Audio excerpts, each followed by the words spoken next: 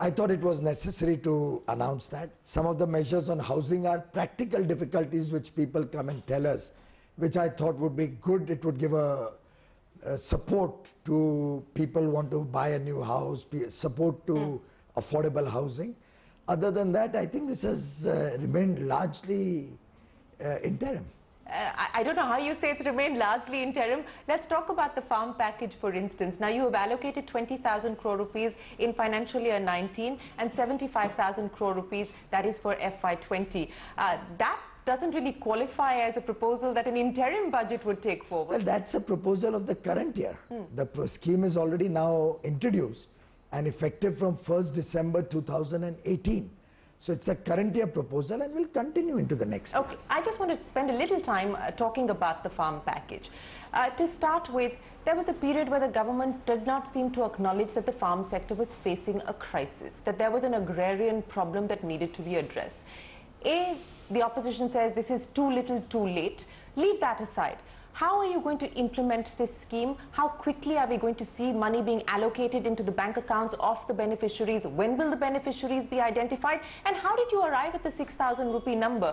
Because if you look at all the other estimations that have been done or the current schemes that are available by state governments, it doesn't correspond to that. First of all, madam, this is a mark of respect that this nation is paying to our farmers, particularly the small and marginal farmers, who have served this nation very honorably. Here we have not kept it linked to the area, to the size of land holding. It's a mark of respect for all those with a holding under 2 hectares or up to 5 acres, who will get this benefit once every 4 months. So gradually we are moving farming to 3 crop pattern. And each crop they will get 2,000 rupees. It may help them in their day-to-day small needs, buy some fertilizer, buy some books for their children, pay the electricity bill. The idea behind it is to actually acknowledge the important role that they are playing and to ensure that the very small farmers also get some benefit. If you look at it, this is the first time a sustainable respect has been given to the farming community. Now, let's take a 10-year period. I would be giving out 750,000 crores, 7,50,000 crores to 12.5 crore farmers over 10 years. Look back at what happened from 2004 to 2014. All that the farmers got was one loan waiver. That also badly implemented. The CAG has raised all sorts of objections. Money was siphoned off. Political patronage is evident. They promised 70,000, provided 0 in the 2008 budget, provided 0 in the 2009 budget, and left it for the next government to pay. Ultimately, they gave only 52,000 crores, probably to some 3.5 crore farmers.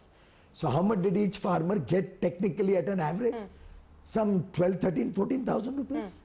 And how much did all the farmers, what will they get because of this scheme? 60,000 rupees for every farmer, particularly the small farmers, up to 6,000 into 10 years.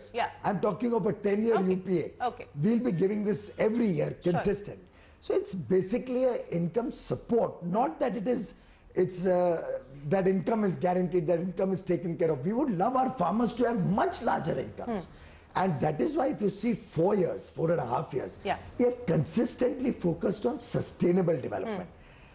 We ensured they all got soil health cards. We started investing in all the incomplete, corruption-ridden irrigation schemes of the earlier government.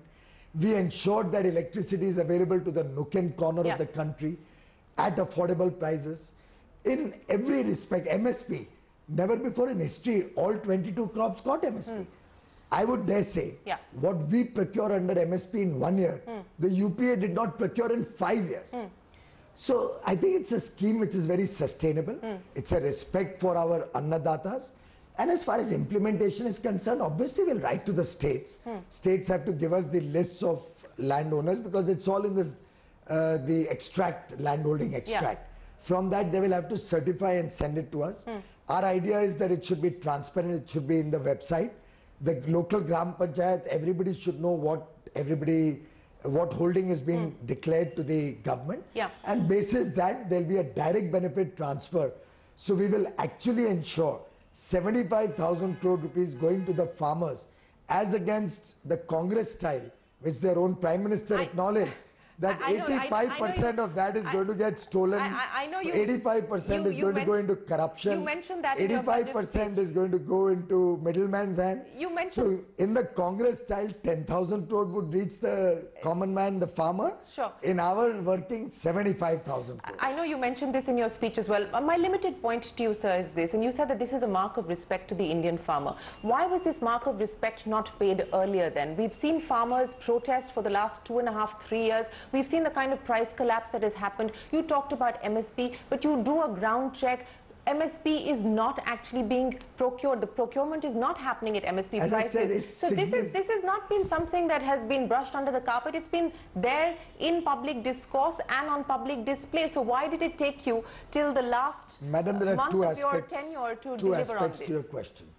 One is about the 5 years. Look at all the actions that have happened over the 5 years. When we did Ayushman Bharat to ensure free healthcare, all these farmers also will get free healthcare. When we bring electricity to every home, all those who are left out would also get electricity connection. When we provided toilets, a mark of respect for the dignity of our mothers and sisters. After all these rural villages, the farmers in these villages, they never had toilets. 1 out of 3 women had the benefit of a toilet in their home. Right. Should not somebody answer that for 65 years post-independence? Why did they deprive 2 out of every 3 women from a basic amenity like toilet? Why did they have to lose their dignity that they cannot go to a toilet between sunrise and sunset? What this government has done is a consistent and a very progressive way in which development reaches every farmer, every poor person, every middle class person, and it's a whole journey. After all, what didn't happen for 65 years after independence, we have done twice over in 5 years of one term of the first term of our government, and you still are questioning why is not much more was done. I'm not here to question what the previous government did or didn't do. I'm only asking you why you chose this time to implement this scheme. But they all come in a pattern. But very quickly, if I may get a clarification from you. Arvind Subramaniam, the former chief economic advisor, has put forward the idea of a quasi-universal basic income scheme where it is a centre plus state scheme with a matching grant from the state. Do you envisage, if you come to power, that this could in fact take on that shape or form? And the second clarification, one would assume that if you are rolling out a scheme to the tune of 75,000 crore rupees, that there could be expenditure rationalization as far as the agri-subsidies are concerned, current agri-subsidies. Is that envisaged? Absolutely not. Not a single current agricultural or any other subsidy has been touched by our government. In fact, which is why you saw 3.3 becoming 3.4, because we provided 20,000 crore more. You saw 3.1, which was our glide path, becoming 3.4 for the next year because we provided 75,000 more. We have been giving honest budgets, and this is also an honest budget. Everything has been provided for, save and except those few unpaid bills that usually come at the end of the year and cash accounting are paid in the next year. We are not leaving behind 1,60,000 crore of unpaid bills like we inherited in 2014 from the Congress. Having said that, the Arvind Subramaniam formula, you must always juxtapose that with the entire story. What he had recommended is stop giving free or cheap power to the farmers, stop giving free education to the children, stop giving subsidized LPG gas cylinders. We do not believe we should stop all of that. There should be targeted delivery for the poor, for the lower middle class, and we will continue to give them all these benefits. Let me ask you, sir, moving away from the farm package, because you said that you believe in honest budgets. There are concerns on how the fiscal mass is going to add up. There was an expectation that there would be a slippage. No one is sort of quibbling over the fact that it's 3.4%, but there is apprehension on the glide path having been paused and whether FY21 you will be able to achieve 3% or not. The concern lies on GST, for instance. 1 lakh crore rupee shortfall as far as GST is concerned. You're assuming an 18% growth in GST. Disinvestment. You've done 35,000 crores. You're still hoping to do 80,000 crores in FY19, and you're budgeting for 90,000 crore rupees in FY20. And that's where the concern concerns stem from? Would you be worried at all as far as the revenue side of the story is concerned? I don't see that kind of worry, and I'll explain why. First of all, you talked about the fiscal math. The figures finally, if you calculate, are about 3.36 or 3.7%. Yep. Now tell me, I'm myself a chartered accountant and the whole government is there. You don't think I could adjust 5,000 rupees and show 3.3? No, I said no one's quibbling about that. Yeah. Whatever numbers came from the ground up, bottom up, aggregated whatever number came, the Prime Minister said we give an honest budget, we don't adjust numbers. We stick to what we are going to do. After all, if I'm providing 20,000 additional, it is bound to have some impact. Yeah. Because it was not envisaged 1 year ago. Sure. Next year, 75,000 is 0.3%. Yeah. So 3.1 became 3.4 for next year. Having said that, the good news is that now with the greater degree of formalization of the economy, I think the CSO is getting it better and better every day. They are able to collect the data of the new economy that's coming into the formal business world. And with the revised numbers of GDP, it seems that we'll land up the current year with a 3.2% fiscal deficit, and next year maybe only 3.1%. So on the back of the revised numbers that the CSO because put a out. lot of the formal economy, which they were never used to capturing, is now getting captured. As Mr. Jaitley rightly says, India for the first time is placing a premium on honesty. And in some sense, the larger collections of direct tax, the larger collections of GST are premised on our success in formalization, greater formalization of the economy. And very clearly, you saw the number of GST this month, about a lakh and 3,000 crores or thereabouts. And this is on the back of 80,000 crores of concessions given in the last few months. Now, originally, all the rates were kept at, by and large, lower than the pre-GST level. On top of that, almost 400 items we reduced the rate. 80,000 crores further given. In income tax, for instance. Just on GST, can we expect any further rationalization? You've talked about this need to... Why not? We are always open. In this financial year. Well, whenever the GST council like needs... cement, etc. Do you believe that now you've crossed 1 lakh crore rupees, you will take that proposal to the council? Madam, these are decisions with the GST council takes. Government cannot suo moto take that decision. We will obviously be putting up to the GST council, for example, for homeowners. We believe that that's one area where we should have lower rates of GST. We've already submitted it to the council. A group of ministers has been constituted to look at it, and we do hope that they're able to improve some of the anomalies that have come into the GST tax structure on housing, particularly affordable housing. In the same vein, we may find some other products, I don't know. That's for the GST council to decide. They'll have to balance revenue considerations and the need on the ground for lower rates. But I think a practical approach will always help. Practical approach with lower moderate taxes always expands the base and improves the formalization of the economy. And that's been the success of Prime Minister Modi and Mr. Jaitley in successfully moving the nation away from the past into a new world. Since you're talking about the new world, and I know we don't have enough time, but let me ask you about growth and how confident you feel that the measures you've been able to do today will be able to spur consumption, because that really has been the driver as far as the Indian economy is concerned so far. There are also concerns on the quality of the government's expenditure. For instance, headline capex on account of the central government is forecast to grow at only 6% year-on-year versus 20% in FY19, and that raises concerns as well on the quality of expenditure. Secondly, the view is, could we see further expenditure compression going forward if the revenue picture doesn't look as rosy as you believe it does? In the last 5 years, whatever we budgeted, we have met both on revenue and on expenditure. This is one government which has been very prudent in its financial accounting. So therefore, I'm not so sure one needs to already run down the path of if this happens and if that happens. We've been honest in our budgets and we've met our targets.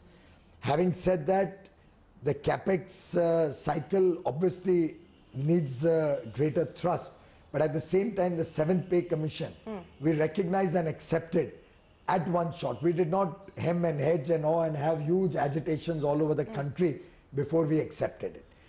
Similarly, if you will see, our focus has been there are certain basic amenities. They may not come in capex. So when I give a toilet, it doesn't come in my capex. When I give electricity or cooking gas or healthcare, doesn't come in my capex. But I have to ensure that the people of India lead a life of dignity. So we have focused a lot on the basic amenities. With that, we've also been able to do infrastructure and in a big way. Look at railways. We are investing almost 2.5 times what was done 5 years ago in the railway capex. And these days we are very conscious about the economic viability of projects. I'll give you a simple example. The LED program. I've often said it, but $2 billion investment is going to save our consumers, including you, madam, and all your colleagues here, $7 billion every year. Tell me any project anywhere in the world with a better payback. I know you're very passionate about this. MPC coming up on the back of the fact that you've missed your fiscal consolidation number and you're gliding for a higher number. I'm sorry, I have not missed it. I have maintained it. As I told you, it was 3.36. Okay. I think anybody will see at the number and appreciate our honesty. Okay. So you can headline it missed. I'm not headlining. I believe we have bettered it. Okay. So do you believe that the MPC will see this as enough room for it to be able to move as far as interest rates are concerned? And do you also believe that there is a need for a CRR cut because industry continues to clamour for liquidity? Let's leave the RBI to do its job. We have done ours. Is liquidity still a problem? I'm given to understand that no bank is complaining about liquidity right now. I believe even the system liquidity has been significantly improved over the last month and a half. We've seen much more proactive OMO operations. We've seen banks being given more liquidity. The government has issued recap bonds, which has also given liquidity. The good news of 3 banks restrictions, PCA restrictions being removed yesterday. So it's a series of long-term sustainable measures that are all playing out and which are all showing signs of huge growth going forward. So is this it now as far as this financial year is concerned in terms of stimulus, in terms of policy announcements, or can we expect more? I said it on your channel also and on many public occasions that this Prime Minister never rests. So we should be ready for more? Prime Minister Modi is a person who's 24/7 thinking, working, delivering. And he has told me on so many occasions that तुम चुनाव की कम चिंता करो, तुम देश में क्या अच्छा है, देशहित और जनहित. What is good for the nation, what is good for the people of India.